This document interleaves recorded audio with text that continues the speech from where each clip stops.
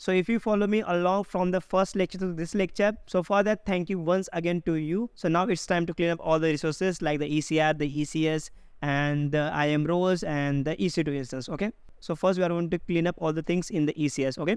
So you have to just come on this dashboard and you have to just open this cluster. And here, as you know that we have the task is running over here. So I'm just going to stop this one. So just select this task and I'm just going to stop. So task is stopped, and right now in the cluster you have to just come again, and if you refresh it, so there will be no task will be running. And now I'm just going to delete this cluster. So I'm just going to click this one. So then we have this option over here like delete cluster. So I'm just going to click this one, and I have to mention over. So I just have to type, just copy this one and paste it over here and click on delete. So please come back over here and let's refresh it.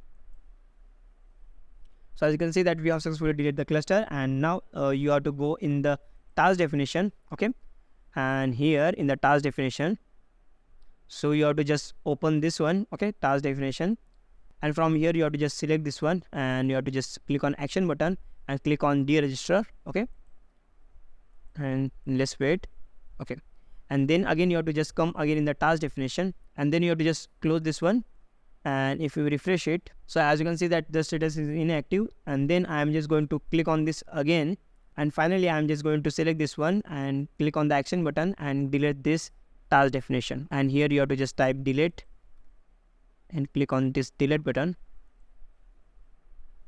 Okay, so if you refresh it, so as you can see that we don't have any task definition right now. Okay, so as you can see that we don't have any task definition. So once you're done with that, then you have to just go in the namespaces, and you might be thinking, so we don't created any namespaces. So it's automatically created once you create the cluster.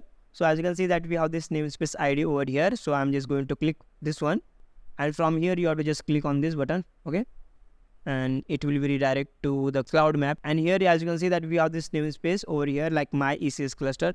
So I'm just going to delete this one. So make sure to delete this one as well. And you have to just come back over here.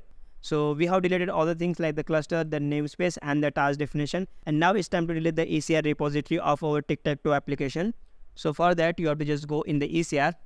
So if you click on the repository, so we have this private and public. So our repository is public one. So I'm just going to select this one. And here, as you can see that we have this option called delete. So you have to just click on this one and paste the delete over here and click on this delete button. And within a second, your repository will be deleted. So we have done the cleanup of ECR and ECS, and now it's time to delete the IAM roles that we have created. Okay, so IAM, and I'm just going to delete that one as well. So let's close this one. And in the roles, so you have to just go in the roles, not the roles, users. And I'm just going to select this user, AWS CLI, and just click on this button delete. And I have to just type AWS CLI over here. Why it is not copying it?